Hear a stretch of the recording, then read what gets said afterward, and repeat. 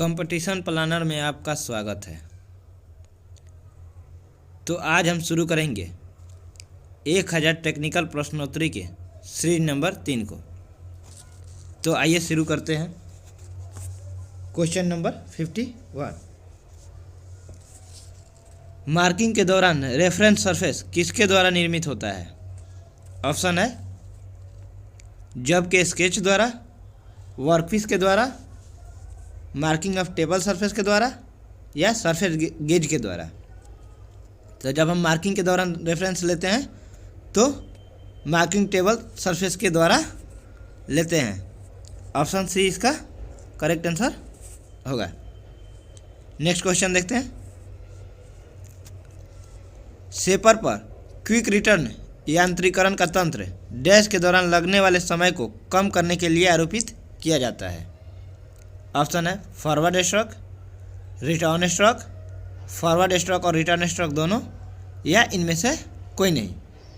तो जब हम शेपर पर क्विक रिटर्न यांत्रिकरण का तंत्र रिटर्न स्ट्रोक के दौरान लगने वाले समय को कम करने के लिए आरोपित किया जाता है, तो ऑप्शन इसका बी इसका सही आंसर होगा, रिटर्न स्ट्रोक।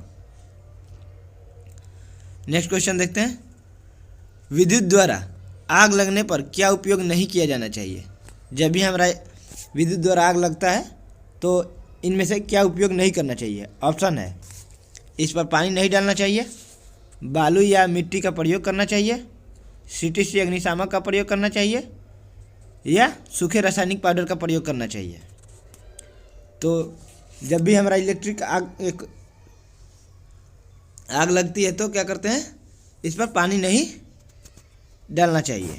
ऑप्शन एक इसका सही आंसर होगा। नेक्स्ट क्वेश्चन देखते हैं। मेटिंग पार्ट्स के बीच के क्लियरेंस को मापा जाता है। ऑप्शन है डायल गेज द्वारा, गो गेज द्वारा, फीलर गेज द्वारा या कैलिपर गेज द्वारा। तो मेटिंग पार्ट्स के बीच के क्लियरेंस हम फीलर गेज के द्वारा मापते हैं। ऑप्शन सी इसका सही आंसर होगा। अब नेक्स्ट क्वेश्चन देखते हैं। शेपर में क्या कार्य होता है? ऑप्शन है टूल अस्थाई और वर्क रेसिप्रोकेट करता है। ऑप्शन बी वर्क अस्थाई और टूल रेसिप्रोकेट करता है। ऑप्शन सी टूल अस्थाई वर्क पर चलता है, या option D tool reciprocating work पर चलता है। तो जो हमारा शेपर में कार्य होता है वर्क अस्थाई और टूल रेसिप्रोकेट करता है। ऑप्शन बी इसका सही आंसर होगा। नेक्स्ट क्वेश्चन देखते हैं।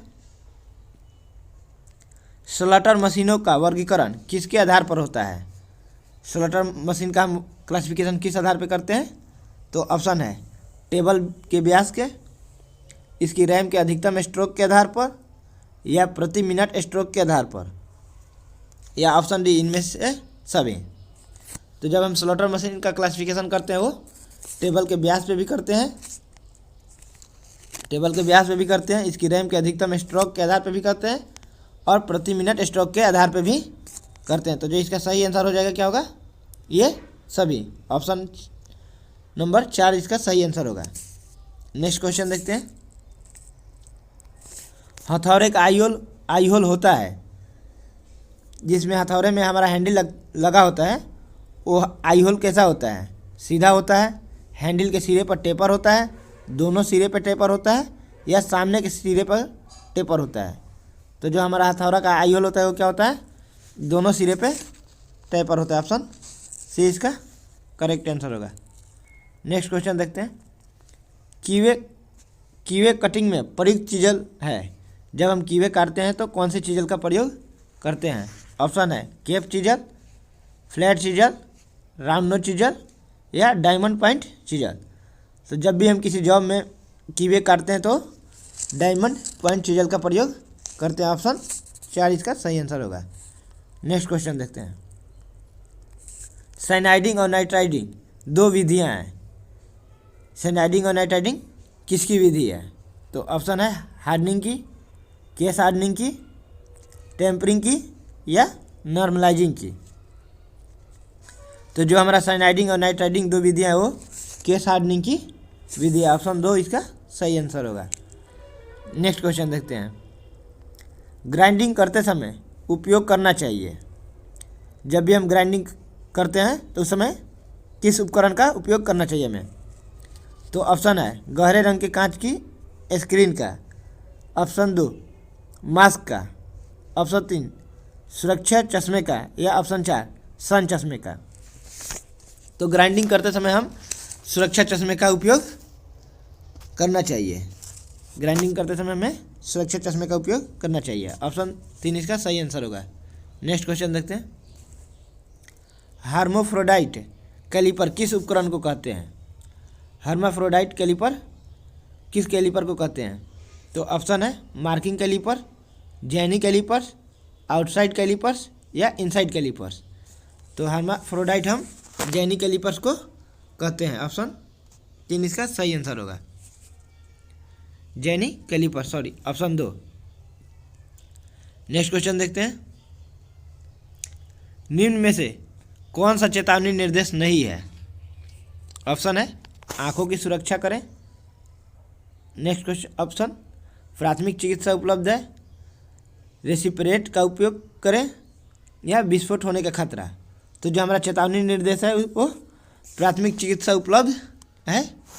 ये हमारा क्या है? चेतावनी निर्देश नहीं है। नेक्स्ट क्वेश्चन देखते हैं। चलती मशीन पर निम्न में से किसके द्वारा जॉब पर नट को चढ़ाने की कोशिश नहीं करनी चाहिए? जब भी हमारा मशीन चल रहा हो तो उस समय जॉब पर नट चढ़ाने की कोशिश किसके द्वारा नहीं करना चाहिए? ऑप्शन है स्पैनर के द्वारा, पाइप रिंच के द्वारा, या इन दोनों के द्वारा, या इनमें से कोई नहीं। तो जब भी कभी मशीन चल रही हो उस समय जॉब पर नट चढ़ाने की कोशिश हम किसी भी चीज़ से नहीं करना चाहिए, ना तो स्पैनर के द्वारा, ना पाइप रिंच के द्वारा, ना ही हैंड के द्वारा, क्योंकि इससे बड़ी खतरा हो सकती है। तो इसका सही आंसर होगा हमारा ऑप्शन 3, ए और बी दोनों। नेक्स्ट क्वेश्चन देखते हैं। कृत्रिम सांस देने के लिए सर्वप्रथम डैश को साफ करना चाहिए। जब भी हम कृत्रिम सांस देते हैं तो सबसे पहले हमें क्या साफ करना चाहिए? ऑप्शन है मांसपेशियों को, जीभ को, मुंह को, या श्वास नली को। तो हम जब भी कभी श्वास देंगे, कृत्रिम सांस देंगे, तो हम श्वास नली को सर्वप्रथम साफ कर लेंगे। ठीक है। नेक्स्ट क्वेश्चन देखते हैं। मानव स्वभाव में वसा विशिष्ट स्वभाव क्या है? ऑप्शन है जिज्ञासा, कर्मठता, ज्ञात नहीं है, या इनमें से कोई नहीं। तो मानव स्वभाव में जो हमारा विशिष्ट स्वभाव है वो क्या है? जिज्ञासा है। ऑप्शन है इसका सही आंसर होगा। नेक्स्ट क्वेश्चन देखते हैं। ब्रोचिंग का लाभ है। ब्रोचिंग का क्या लाभ होता है? तो ऑप्शन है रफिंग तथा फिनिशिंग कट एक ही टूल पास में पूर्ण हो जाते हैं, उत्पादन दर उच्च होती है, उच्च परिशुद्धता तथा उच्च फिनिशिंग संभव होती है, या उपयुक्त सभी। तो जो हमारा ब्रोचिंग से लाभ होता है वो क्या होता है? रफिंग तथा फिनिशिंग कट एक ही टूल में पास हो जाते हैं, उत्पादन दर भी उच्च होती है, उच्च परिशुद्धता तथा उच्च फिनिशिंग संभव होती है। तो इसलिए इसका जो हमारा सही आंसर होगा उपयुक्त सभी हो, क्योंकि ब्रोचिंग से ये तीनों हमें क्या होती है? लाभ होती है। अब देखते हैं नेक्स्ट क्वेश्चन। यदि मिलिंग कटर का फलक कटर के त्रिज्या के समानांतर है तो कहा जाता है। जब हमारा मिलिंग कटर का फलक कटर के त्रिज्या के समानांतर तो हम क्या कहते हैं? Zero rack, positive rack, negative rack, या उपयुक्त सभी। तो हमारा जब मिलिंग कटर का फलक कटर के त्रिज्या के समानांतर हो जाए तो उसे जीरो रैक कहते हैं। Next question. Vertical milling machine में धुरी होता है।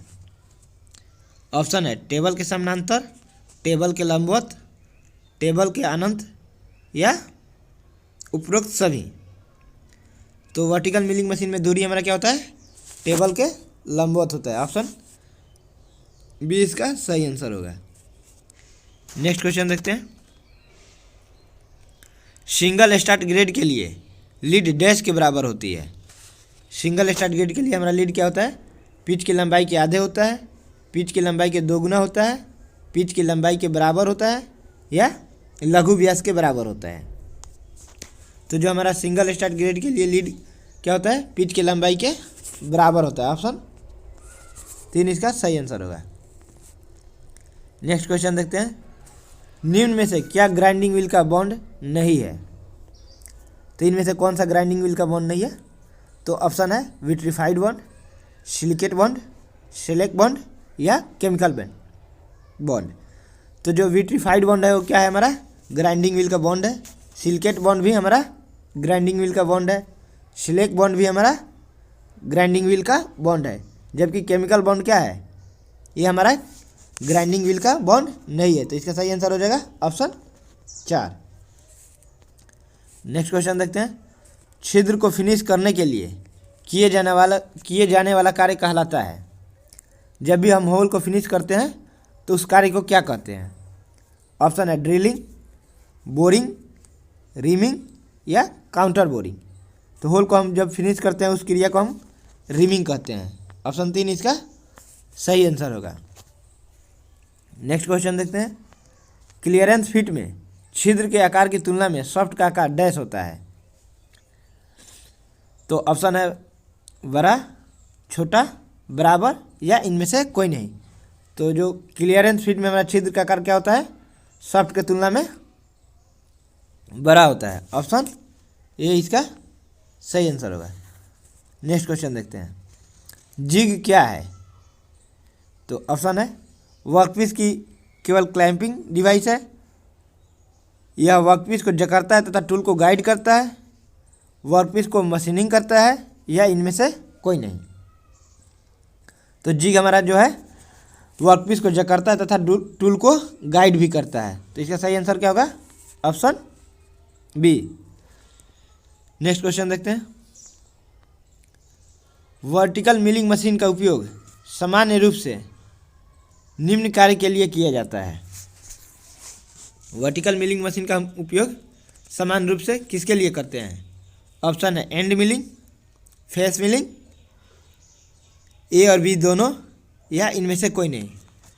तो हम वर्टिकल मिलिंग मशीन का प्रयोग एंड मिलिंग और फेस मिलिंग दोनों के लिए करते हैं। तो जो इसका सही आंसर होगा हमारा ऑप्शन सी इसका सही आंसर होगा। ठीक है, नेक्स्ट क्वेश्चन देखते हैं, हाइड्रोलिक ट्रांसमिशन को निम्न के रूप से भी जाना जाता है। हाइड्रोलिक ट्रांसमिशन को हम किस रूप से भी जानते हैं? तो ऑप्शन है stepped transmission, stepless transmission, fixed speed transmission या उपयुक्त सभी। तो जो हमारा हाइड्रोलिक ट्रांसमिशन होता है उसको हम स्टेपलेस ट्रांसमिशन के रूप से भी जानते हैं। ऑप्शन बी इसका करेक्ट आंसर होगा। ठीक है, मिलते हैं नेक्स्ट वीडियो में। वीडियो कैसा लगा कमेंट कर ज़रूर बताइएगा। अगर वीडियो अच्छा लगा हो तो वीडियो को लाइक कीजिएगा, कमेंट कीजिएगा तथा चैनल पर नए हैं तो चैनल को सब्सक्राइब कीजिएगा। धन्यवाद।